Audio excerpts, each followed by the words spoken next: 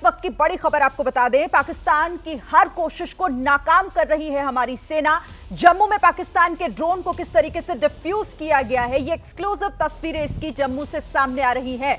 तो पाकिस्तान की तरफ से जिस तरह से लगातार ड्रोन अटैक किए जा रहे हैं, उन्हें एक एक कर कैसे ढेर किया जा रहा है, नेस्तनाबूद किया जा रहा है, ये तस्वीरें इस बात की गवाह कि हर एक खतरा हमारी सीमा में दाखिल होते ही किस तरीके से उसे पूरी तरह विफल किया जा रहा है। एक्सक्लूसिव तस्वीरें जम्मू से आपके सामने। पाकिस्तान का ये ड्रोन जो भारत में नापाक हरकतें पाकिस्तान की तरफ से की जा रही हैं, उन गलत मंसूबों को पाले हुए पाकिस्तान जो बैठा है, वो उसके सपनों को किस तरीके से चकनाचूर भारतीय सेना कर रही है, ये उसका जीता जागता सबूत।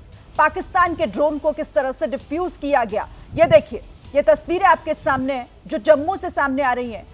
और भारत जिस तरह से जवाबी कार्रवाई में मुंहतोड़ जवाब पाकिस्तान को दे रहा है, एक एक कर जो भारत को दहलाने की कोशिश और उससे जुड़ा हुआ ये सामान जो भेजा जा रहा है पाकिस्तान की तरफ से, वो किस तरह से उसे यहां पर उनकी तमाम कोशिशों को विफल किया जा रहा है, ये हम तस्वीरें लगातार आपको दिखा रहे हैं। हमारे साथ सभी खास मेहमान भी बने हुए हैं। मैं यूके देवनाथ जी, आप ही से समझना चाहूंगी, मतलब ये वो तस्वीरें हैं जो बताती हैं कि पाकिस्तान कितनी भी कोशिश कर ले, कितने भी ड्रोन भेज ले, मिसाइल भेज ले, उनका हश्र यही होना है जो इन तस्वीरों में हम देख रहे हैं। जी हाँ, बहुत ही ड्रामेटिक फुटेज है। मैं हिंदी में बोलूँ तो नाटकीय अंदाज में, ये जैसे हिंदी फिल्मों में वो फुटेज है। लेकिन मेरे को गर्व है कि हमारी भारतीय फौजें जो हैं वो एक ड्रोन को इस तरह से डिफ्यूज़ कर सकती हैं। एक ड्रोन को डिफ्यूज़ करने के कई तरीके हैं, क्योंकि एयरफोर्स से हूँ, थोड़ा सा 30 सेकंड में टेक्निकल तरीका बताऊंगा। ड्रोन को देख के अंदाज करते हैं कि क्या ये रिकॉनेसेंस ड्रोन है। अगर रिकॉनेसेंस ड्रोन है तो फोटो लेने आया है, उसमें कोई वॉरहेड नहीं होता। लेकिन ड्रोन को देख के अगर अंदाज़ा होता है कि ये तो हमला करने आया था, तो इसमें एक वॉरहेड लगा है। ऐसी हालत में रोबोटिक्स मशीनें होती हैं जिनको रिमोट से ऑपरेट करके जाकर उस बॉम्ब से उसके फ्यूज़ को खोल लेता है एक रोबोट। लेकिन यहाँ हम देख रहे हैं कि वो सुविधा शायद नहीं होगी, दूर का गाँव का एरिया है। तो यहाँ क्या किया जाता है कि एक्सपर्ट्स जाते हैं, उसके बॉम्ब पर रोबोट एक एक्सप्लोसिव चार्ज लगाते हैं, जिसे हम प्लास्टिक एक्सप्लोसिव कहते हैं, और फिर एक तार बिछाई जाती है 100 मीटर पीछे, और 100 मीटर पीछे से उसको दबाकर एक धमाका किया जाता है, जिससे कि जब एक्सप्लोसिव चार्ज फटता है तो मेन जो दुश्मन का जो ड्रोन में वॉरहेड है वो भी फट जाता है। जी बिल्कुल। और ये बता रहा है कि कैसे हमारे पास, हमारी सेनाओं के पास हर वो काट है जो भी कोशिश पाकिस्तान की तरफ से की जा रही है, क्योंकि कोशिश उसकी यही है कि किसी भी तरीके से हिंदुस्तान की धरती को लहूलुहान किया जाए। लेकिन वो किसी भी मोर्चे पर यहां पर आगे बढ़ नहीं पा रहा है, विफल साफ तौर पर दिख रहा है। आशीष, बिल्कुल, और सिर्फ काट की ही बात नहीं है, काट तो है ही, बहुत सक्षम है भारतीय सेना। इसके लिए मुझे लगता है कि हम तो मिलिट्रीली हमला करने के लिए भी फुली इक्विप्ड हैं। और पाकिस्तान की फोर्स से शिरीन, भारत की फोर्स कहीं आगे है, ये इस बार पाकिस्तान को एहसास भी हो गया होगा। और सिर्फ हमने यहाँ पर डिफ्यूज़ नहीं किया। थोड़ी देर पहले मैं बताना चाह रहा था एक बड़ा इंटरेस्टिंग, अभी थोड़ी देर पहले हमने देखा कि कैसे पाकिस्तान में भोहाली में जो उनका एयरफोर्स बेस है, उसको भारत ने हमला किया। वो अपने आप में बताता है कि देखिए हमारी जो इंटेलिजेंस नेटवर्क है वो भी कितनी सटीक है, कितने प्रिसिशन के साथ हम उनके हाई वैल्यू टारगेट्स को निशाना बना रहे हैं। मैं आपको बताऊं, ये भुलारी जो इनका एयरफोर्स बेस है, ये Jamshoro district, Sindh province, north east of Karachi. और इसकी इंपॉर्टेंस ये है कि यहाँ पर एज ऑफ नाउ बताया जा रहा है कि number of 19 squadron PAF equipped with F-16 Block 15 AB and number of 18 squadron PAF equipped with JF-17 AB Block 2। आप ये सोचें कि भारत ने कैसे चुन करके निशाना बनाया है उन इंस्टॉलेशंस को जहां पर जो पहले से चोट पहुंचा रहा है भारत, उसके फर्दर पाकिस्तानी सेना को और आपाहिज कर दे। तो हर तरीके से मिलिट्रली हम पाकिस्तान से कहीं ज्यादा सुप्रीम है, और उसी का नतीजा है कि पाकिस्तान को ऐसा भरसक सबक सिखाया जा रहा है। और अभी तो ये सिर्फ और सिर्फ जवाबी कार्रवाई है। जब फ्रंट फुट पर आकर भारत खेलेगा तो पाकिस्तान कहां होगा उसे भी नहीं पता होगा। मैं अरुण सारनी सर का भी रुख करूंगी, लेकिन उससे पहले देखिए, भारत पाकिस्तान के बीच तनाव को लेकर संवेदनशील इलाकों में अलर्ट जारी है। खासतौर पर जो सरहदी इलाके हैं वहां पर खास सतर्कता के निर्देश दिए गए हैं। अरब सागर में तनाव को लेकर क्या है खास तैयारी, एबीपी न्यूज संवाददाता सूरज ओझा की यह रिपोर्ट देखिए आप। भारत पाकिस्तान के बीच बढ़ते तनाव को देखते हुए जल, थल और नभ तीनों जगह सुरक्षा बढ़ा दी गई है। मुंबई और मुंबई के आसपास के समुद्रों में भी हाई अलर्ट जारी किया गया है। मछुआरों को साफ इंस्ट्रक्शंस दिए गए हैं कि वो अपने आंख और कान खुले रखें। अगर उन्हें संदिग्ध वस्तु दिखाई देती है तो इस बात की सूचना नेवी, कोस्ट गार्ड या पुलिस कंट्रोल को तुरंत दे, ताकि वो उस पर तुरंत एक्शन ले सकें। इसके बाद एबीपी न्यूज़ की टीम मछुआरों के साथ समंदर के बीच जा पहुंची, ये देखने के लिए कि आखिर समंदर का हाल कैसा है, कैसी सुरक्षा यहाँ पर दिखाई दे रही है। हमारे साथ भोर जी हैं, उनसे हम बात करेंगे। सर नमस्कार। ये जो समंदर के अंदर मछली पकड़ना एक तो बहुत बड़ा टास्क है, मतलब आपके लिए भी, लेकिन ऐसी तनावपूर्ण स्थिति में किस तरह के इंस्ट्रक्शंस दिए गए हैं आपको? हमको 2 दिन पहला जो सरकार से जो बातचीत चालू थी और जो फिशरीज कमिश्नर ने जो आदेश निकाला है, जो आदेश मतलब बोला कि बाबा को जो अभी इंडिया पाकिस्तान का जो अभी युद्ध तनाव बढ़ रहा है, तो उसके वजह से जो समुद्र मार्ग से जो 26 जारा को जो हल्ला हो गया था आतंकवादी का, तो इसके वजह से कभी भी बोट हाईजैक हो सकती है। तो हमको सोसाइटी जो है हमारा मच्छीमार सर्वोदय सोसाइटी, तो हमको जो डेटा देने का है, तो सब बोट वालों का जो बोट नंबर, बोट का नाम, बोट पे काम करने वाले एक कर्मचारी, हाँ कर्मचारी, और जो होनर है बोट का उसका नंबर और नाम, ये पूरा डेटा कलेक्ट करके हमने मच्छीमार का पूरा कलेक्ट करके हम लोग ने फिशरीज को दे दिया है। तो फिशरीज ने वो नेवी, कोस्ट गार्ड को दिया रहेगा। आप अगर यहाँ से जाएं तो कहाँ पर आप नहीं जा सकते? अभी हम इधर से जाएंगे लेफ्ट के साइड में, तो गोवा साउथ, पूरा साउथ के तरफ से, तो ये पूरा साउथ का एरिया है, आपके लिए ओपन है? हमारे लिए ओपन है। और ये साइड जो है राइट साइड में, तो राइट साइड में जाने के लिए गुजरात बॉर्डर है, तो गुजरात बॉर्डर से पाकिस्तान बॉर्डर नज़दीक है। तो हमारे ज़्यादा से ज़्यादा जो बोट जाते हैं तो गुजरात बॉर्डर के इधर ही फिशिंग के लिए ज़्यादा से ज़्यादा जाते हैं, क्योंकि उधर मच्छीमारी ज़्यादा होती है। तो उधर जाने के लिए अभी मनाही किया है, क्योंकि आपकी जो लिमिटेशंस थी, मतलब लिमिटेशन आपको दे दी गई है, तो अभी बंद किए, बोले हैं कि उधर क्यों नहीं जाने का। तो पाकिस्तान और इंडिया का जो अभी चल रहा है युद्ध तनाव बढ़ने के लिए, तो अभी कोई भी बोट उधर जाएगी तो आतंकवादी कोई भी आ सकते हैं, ड्रोन के द्वारा कोई भी बोट को हाईजैक कर सकते हैं। तो उसके वजह से वो पूरा बॉर्डर हम लोग की ने पूरा 720 किलोमीटर का समुंदर है, उनको सबको अलर्ट किया है कि वो वहाँ मत जाइए। तो इसके लिए ज़्यादा से ज़्यादा सामने नॉर्थ, मतलब गोवा की तरफ, और सीधा जो सीधा है, सीधा कोई नहीं है, सीधा आप फिशिंग के लिए जा सकते। तो ज़्यादा से ज़्यादा आप गुजरात बॉर्डर के लिए मत जाइए, ऐसा ऐलान किया है। इस तरह की बात करूँ तो यही रूट है ना, यहीं से वो आतंकी है। हाँ, तो 26 जारा को इधर से ही वो कसब पिसब इधर से ही गए थे, और बदौरपार में लैंडिंग किए थे, तो बदौरपार से वो गए थे। तो इसी वजह से रूट है ज़्यादा इम्पोर्टेंट, मतलब जो हेडली ने इधर रैकी किया था, तो उसके वजह से तो हमारे जो मछुआरे हैं अभी 26 जारा गया, अभी 26 जारा, जैसे हमारे जवान उधर हमारे के लिए रक्षा करते हैं, वैसे हम समुद्र में सबकी रक्षा करने के लिए हमारे लोगों को कहना है कि कोई भी मुंबई, महाराष्ट्र और देश की रक्षा के लिए मछुआरे तैयार है। तो आपने देखा कि किस तरह से मुंबई, महाराष्ट्र के मछुआरे अलर्ट मोड पर हैं। गया जयेश जी साथ में थे, वो कह रहे थे कि जिस तरह से फौजी देश के बॉर्डर पे होते हैं तो देश सुरक्षित महसूस करता है। हम ये गारंटी देते हैं कि हम पानी में हैं तो एक सेना की तरह हम भी हैं, और भारत देश के लिए जो भी करना पड़ेगा हम करने के लिए तैयार हैं। तो देखिए, जल थल नभ हर जगह, हर मोर्चे पर भारत पूरी तरीके से अलर्ट भी है, भारत की तैयारी पूरी है।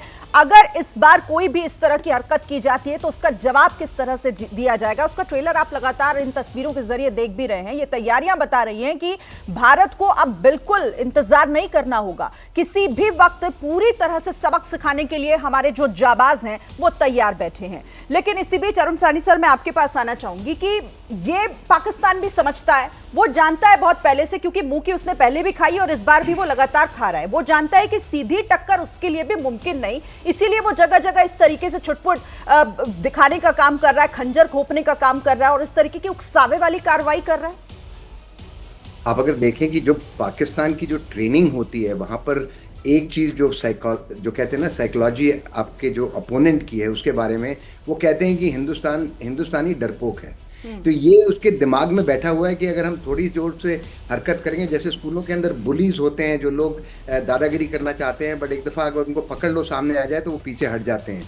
वही हाल है पाकिस्तान का। वो सोचता है अभी भी कि वो अपने जो छोटा सा मुल्क है, जो अपनी उसकी काबिलियत है, वो अगर ऐसी कार्रवाई करता रहेगा तो हिंदुस्तान जैसे हमारी प्रीवियस हिस्ट्री रही है 60 साल 70 साल के अंदर, कि हम एक स्टेप वापस ले लेंगे फिर कहेंगे हम डिप्लोमेटिकली बात करेंगे। नहीं, इस दफ़ा प्राइम मिनिस्टर ने करेक्ट मैसेज दिया है कि ये पूरा देश तैयार है।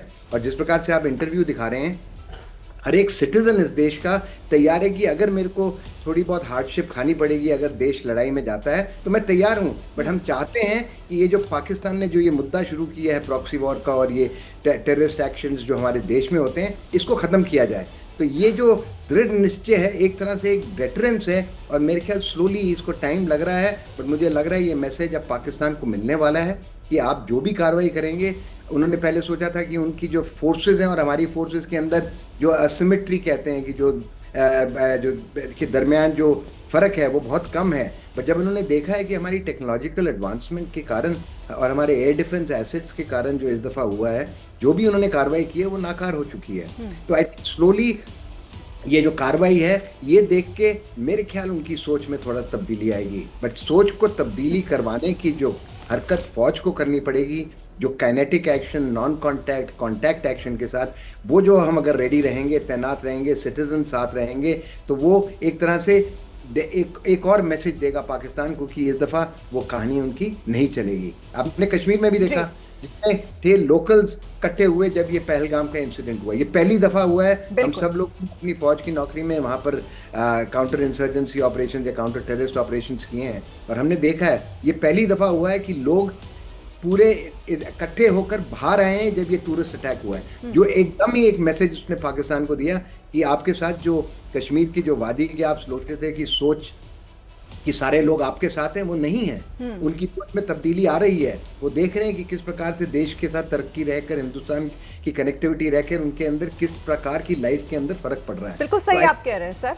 और ये तब्दीली जो है वो बताती है कि कैसे जब बात आतंक की आती है, जब अपनी सरजमी की आती है, जब भारत की आती है, तो पूरा भारत एकजुट होकर आज खड़ा है और ये कह रहा है कि अब इनको सबक सिखाने का काम आ गया है, वक्त आ गया है। लेकिन जो आप यहाँ कह रहे थे आशीष, ये सवाल मेरा आपसे कि जो सर ने यहाँ पर, अरुण सारनी सर ने कहा कि सोच में शायद बदलाव आए, पाकिस्तान की हरकतें तो ऐसा बताती नहीं, और पाकिस्तान से ये उम्मीद भी करना, क्योंकि उनकी तो सोच शुरू ही आतंक पर और खत्म भी आतंक पर होती है। देखिए, मैं आपको एक बड़ी अंदर कोर बात बताता हूँ, साथ में बैठे हैं सर, हो सकता है इस बात की और तस्दीक करें। मेरी जानकारी है कि जब पाकिस्तान आर्मी के ऑफिशियल्स की वहाँ ट्रेनिंग होती है ना, ऑफिसर्स ट्रेनिंग, तो वहाँ उनको कहा जाता है कि इंडिया को चोट पहुंचाना है तो उसके सेक्युलर कैरेक्टर को हिट करो, उस पर मार करो। इसी वजह से पाकिस्तान आर्मी चीफ आसिम मुनीर ने पहलगाम हमले के पहले बार बार चीख कर कहा कि हिंदू मुसलमान, मुसलमान हिंदुओं से अलग होता है, हिंदू अलग होता है। वो उकसा रहे थे इंडिया स्पेसिफिक टेरर ग्रुप्स को, और तब जाकर के पहलगाम में हिंदू और मुसलमान चुन चुन कर हिंदुओं को मारा गया। ये पाकिस्तान, मुझे नहीं लगता कि उस स्टेटेड पॉलिसी जो इंडिया को लेकर के India specific terror groups create कर देना और इस तरह से जो मैंने आपको अंदर की बात बताई कि वो कहते हैं कि इंडिया के सेक्युलर कैरेक्टर को मारो, उससे पाकिस्तान सुधरेगा। अभी भारतीय फौज ने इतना नुकसान पहुंचा दिया है, इतनी बड़ी चोट पहुंचा दी है कि भय के मारे, डर के मारे कुछ दिन शांत बैठे तो बेहतर। हालांकि इंडिया को हाईएस्ट अलर्ट पर रहना पड़ेगा। मुझे लगता नहीं कि उस कंट्री का कैरेक्टर ऐसा है, खास करके उसके फौज और उसकी आईएसआई एजेंसी का, कि वो अपनी इस हरकत से बाज आने वाले हैं। बिल्कुल, और वो कहते हैं ना कि लातों के भूत बातों से नहीं मानते, और अब तो लग रहा है कि वही इलाज करना पड़ेगा। इस पर हम आगे बात करेंगे। अखनूर से सटे हुए एलओसी के इलाके में भी गोलाबारी जारी है। एक बड़ी खबर इस वक्त आपको बता दें, देखिए बीती रात हमले में कई घरों को वहां नुकसान हुआ था, जिसके बाद लोग सुरक्षित जगहों पर शिफ्ट कर रहे हैं। पाकिस्तान के ज़रिए लगातार बॉर्डर के आसपास के इलाके में जिस तरीके से ड्रोन दागे जा रहे हैं, मिसाइलें दागी जा रही हैं, और उसके बाद जिस तरीके का डैमेज इस पूरे इलाके में हो रहा है, उसकी एक तस्वीर आपको दिखाते हैं। अखनूर में इस वक्त हम मौजूद हैं, और यहाँ पर आज सुबह करीबन 5:30-6 बजे के बीच का वक्त रहा होगा जब इस घर में एक गोला गिरा है। जो यहाँ के जो तस्वीरें हैं उससे आप साफ अंदाज़ा लगा सकते हैं। ये जो गोला गिरा यहाँ पर, इससे जो पूरा का पूरा जो घर का एक हिस्सा है वो पूरी तरह से डैमेज हो चुका है। ये तस्वीरें ये बताने के लिए काफ़ी हैं कि कितनी इंटेंसिटी का ये गोला रहा होगा। और ये सामने की दीवार आप देखिए कि ये पूरी दीवार जो है वो टूट चुकी है। ये सीढ़ियाँ यहाँ पर बनाई गई थी, वो सीढ़ियाँ पूरी ख़त्म हो चुकी हैं। ये ईंटें उखड़ी हुई नज़र आ रही हैं। जो सड़क का हिस्सा है उस सड़क तक जो है मलबा गया हुआ है। तो यानी यहाँ पर ब्लास्ट हुआ और उसके बाद ये पूरा घर जो है वो तबाह हो गया। उस वक्त जिस वक्त ये घटना हुई उस वक्त बताया जा रहा है कि इस घर में पीछे की तरफ परिवार रहता था और जब ये घटना हुई है उसके बाद से पूरा का पूरा परिवार और आसपास के जो लोग हैं वो घर छोड़कर कहीं दूसरी सुरक्षित जगह पर चले गए हैं। तो ये पूरा आप हिस्सा जो देख रहे हैं ये अखनूर का हिस्सा है और यहाँ से जो एलओसी है वो करीबन 6 से 7 किलोमीटर दूरी पर ही है। ये देखिए ये घर का जब ब्लास्ट हुआ उसके बाद जो शीशा था, खिड़की थी, वो पूरा का पूरा टूट चुका है। ये देखिए आप अंदाज़ा लगाइए कि किस इंटेंसिटी से यहाँ पर ब्लास्ट हुआ। ये देखिए ये घर है और घर के अंदर किचन है। ये किचन आपको नज़दीक से दिखाते हैं। कैमरामैन सुनील पांडे को बोलूँगा कि आप बेहद नज़दीक से दिखाएं। ये देखिए ये पूरा का पूरा जो विंडो है ये टूट चुकी है, शीशे टूट चुके हैं। आप अंदर देखिए तो आपको बर्तन दिखाई देंगे, किचन पूरा दिखाई देगा, सिलेंडर लगा हुआ है, फ्रिज रखा हुआ है, यानी कि यहाँ पर लोग रहते थे। और उसके बाद जब ये ब्लास्ट हुआ तो सोचिए उस वक्त क्या दहशत रही होगी, क्या माहौल रहा होगा जो परिवार यहाँ पर रह रहा था। गनीमत ये रही कि जिस अगले हिस्से में परिवार रहता था उस अगले हिस्से में ये बम नहीं गिरा, ये पीछे की तरफ गिरा है, इसलिए यहाँ जो लोग रह रहे थे वो बच गए। और उसके बाद जिस तरह बाद ये घटना हुई है अब लोग घरों में ताला जड़कर यहाँ चले गए। ये देखिए ताला लगा दिया गया है लेकिन सामान अभी भी अंदर है। तस्वीरें देखिए बेड के ऊपर शीशे गिरे हुए हैं, जूते दिखाई आपको दे रहे हैं, किचन का हिस्सा हमने आपको दिखाया। ये देखिए तस्वीरें लगी हुई हैं परिवार की। ये तमाम तस्वीरें जो हैं वो आप देखिए बेड, चादर, कपड़े सब लोग, ये दरवाज़ा टूट गया है, ये सब इसी तरह से क्षतिग्रस्त हुआ है। ऊपर से अगर हम दिखाएं आपको तो ये देखिए ये घर का अगला हिस्सा, ये देखिए ये पूरा हिस्सा जो है वो तहस नहस हो चुका है। ये जहाँ पर आपको सीढ़ियाँ दिख रही हैं उस जगह पर ही ब्लास्ट हुआ है और उसके बाद से जो यहाँ लोग रह रहे थे, गनीमत ये रही कि किसी को कोई चोट नहीं आई है। और जैसे ही ये ब्लास्ट हुआ उसके बाद लोग आनन फानन में यहाँ से दूसरी जगह पर शिफ्ट हो गए हैं। तो ये तस्वीरें पाकिस्तान के चरित्र को बयां कर रही हैं कि कैसे वो बेगुनाहों को मार रहा है, कैसे वो नुकसान सिविलियंस को पहुंचा रहा है। इस पर लगातार हमारी नजर बनी हुई है। और देखिए मुंबई में पटाखे जलाने पर रोक लग गई। एक बड़ी खबर आपको हम बता रहे हैं। इसी बीच मुंबई पुलिस ने आतिशबाजी पर रोक लगा दी है। पुलिस ने लोगों से सहयोग की भी अपील की है कि पुलिस का यह कहना है कि पटाखे की जोरदार आवाज सुनकर किसी को किसी तरीके का कंफ्यूजन ना हो जाए, इसीलिए यह फैसला लिया जा रहा है। शहर की शांति पर असर ना हो, इस वजह से प्रिवेंशन के तौर पर यह आदेश जारी किया गया है। तो मुंबई में आतिशबाजी पर रोक लगा दी गई है प्रशासन की तरफ से और पुलिस लोगों से अपील कर रही है कि वो इसमें सहयोग करें। दरअसल इसके पीछे का ये कहा जा रहा है, ये कारण बताया जा रहा है कि पटाखे की जोरदार आवाज सुनकर कहीं लोगों को किस तरीके की कंफ्यूजन ना हो, इस पर शांति पर असर ना हो, और यही वजह है जिसकी वजह से ये आदेश लिया जा रहा है। बड़ी खबर आशीष, ये एहतियातन जो फैसले लिए जा रहे हैं उसी दिशा में ये भी मुंबई पुलिस का फैसला। जी हाँ बिल्कुल। देखिए देश पर 3 सबसे बड़े आतंकी हमले जो हम कह सकते हैं, पहलगाम, पुलवामा और मुंबई। और मुंबई देखिए बड़ा एक्सपोज भी है, जो उसका पूरा समुद्री तट है, वहाँ से हम जानते हैं मुंबई से कहाँ से किस तरह से कराची से हो करके आतंकी आए थे जब मुंबई पर हमला किया था। और जो सिचुएशन अभी है उसमें इस तरह के प्रिकॉशंस लेने बहुत ज़रूरी है। मुझे लगता है कि बहुत रिस्पॉन्सिबल काम सोच समझ करके मुंबई पुलिस ने किया, जिसका सबको स्वागत करना चाहिए। इसके डिस्गाइज में भी तो कुछ हो सकता है। एक तो इस पटाखों की आवाज़ में कन्फ्यूजन क्रिएट हो सकता है, इसके डिस्गाइज में अनदर अटैक प्लान हो सकता है। तो मुझे लगता है कि हर लिहाज से ये बड़ा अच्छा लिया हुआ फैसला, और मुंबई की जनता को सबको इसका आदर सम्मान करना चाहिए और अपने आप को रेस्ट्रिक्ट भी करना चाहिए। बिल्कुल, और इसीलिए सहयोग की अपील भी की जा रही है। और लगातार एबीपी न्यूज भी अपने दर्शकों से यही कह रहा है, यही अपील कर रहा है कि जो इस वक्त प्रशासन की तरफ से कहा जा रहा है उसमें उन्हें सहयोग किया जाए, क्योंकि इस वक्त देश में एकजुटता की बहुत जरूरत है और सहयोग की बहुत जरूरत है। इसी दिशा में ये बड़ी खबर इस वक्त सामने आ रही है। दूसरी तरफ देखिए पाकिस्तान की हर कोशिशों को किस तरीके से भारत विफल कर रहा है, कैसे उसकी हर एक मंसूबों को फेल किया जा रहा है, ये तस्वीरें भी लगातार सामने जो आ रही हैं एबीपी न्यूज आपको पहुंचा रहा है। अरुण साहनी सर, आपके पास आती हूं। थोड़ी देर पहले जो आप भी बात कर रहे थे कि शायद अब इस कार्रवाई के बाद उम्मीद पाकिस्तान से हम करें कि उसे थोड़ी समझ आ जाए, थोड़ा उसकी जो सोच में बदलाव आ जाए, लेकिन सर ऐसा लगता नहीं, क्योंकि जैसे जैसे आगे दिन बढ़ रहा है, ऑपरेशन सिंदूर के बाद उसकी जो बौखलाहट है वो तमाम बॉर्डर्स पर दिखाई दे रही है। और अब इसी वजह से सरकार ने भी साफ कर दिया है कि अगर आपको इस तरीके की आतंकी गतिविधि हुई तो हम बर्दाश्त नहीं करेंगे, हम मान लेंगे कि युद्ध है और फिर युद्ध शुरू होगा। नहीं, मेरा कहने का मकसद ये है, आपकी बात सही है, जो उसने 50 साल से अगर उसकी सोच में तब्दीली होगी तो ये 3-4 कार्रवाइयों से उसमें फ़र्क नहीं पड़ेगा। बट बहुत ज़रूरी क्या है कि हम चाहते हैं कि ये एस्केलेशन मैट्रिक्स को अगर हम रोक सकें, जाके हमने अपना जो कार्रवाई थी और मैसेज थी जो पहलगाम की वो हमने कर दी, और वो ऑपरेशन सिंदूर एक्चुअली इतना अहम सिग्निफिकेंस है कि 13वें दिन किया गया। It was to look after the ladies जिनके साथ ये हादसा हुआ है। I think it was absolutely right. मेरा सिर्फ ये कहने का मकसद था कि हर टाइम ये कोशिश दी जा रही है गवर्नमेंट ऑफ इंडिया और अपनी जो पॉलिटिकल हायरार्की कि पाकिस्तान अगर चाहे तो अपनी सोच को थोड़ा सा एक दफ़ा रिकन्सिडर करे और इस जो अभी मुठभेड़ है इसको अगले लेवल पे ना लेके जाए। आप ख्याल रखें कि ये जो अभी नॉन कॉन्टैक्ट वॉर हो रहा है इसको रोकना पॉसिबल है। आपने देखा था इराक और ईरान और इजराइल के साथ भी ये हुआ था। एट सम स्टेज वो रुक सका था, बट अगर ये कांटेक्ट अगर बैटल के ऊपर जाकर दोनों सेनाएं एक दफ़ा ग्राउंड फोर्स से मुठभेड़ में लग जाएंगी तो वहाँ पर उसको एस्केलेटरी कंटिन्यूम को रोकना बहुत मुश्किल होगा। और जिस प्रकार से है तो आई थिंक इंडिया का ये कहना है कि जैसे हम कहते हैं कि इंडिया चाहता है कि लड़ाई ना हो, मैसेज हमने दे दिया, आप अपने लिए अभी अब सोचिए और अपने घर के अंदर कार्रवाई करिए उसको ठीक करने के लिए। साथ ही साथ जो नॉन इकोनॉमिक एक्शंस हैं, इंडस वाटर ट्रीटी का जो हमने कार्रवाई की है, इस सब का जब उसके ऊपर निचोड़ पड़ना शुरू होगा तो शायद सोचना शुरू करेगा। बट अगर वो नहीं मानेगा तो हमारी फौज, जैसे मेरे साथ आपका पॉइंट बिल्कुल सही है सर, लेकिन वही है ना कि अब पाकिस्तान देखिए अगर सुधरता नहीं है तो फिर उसका कोई ना कोई तो परमानेंट इलाज करना ही होगा। इस आतंक को ऐसे तो बढ़ने नहीं दिया जा सकता।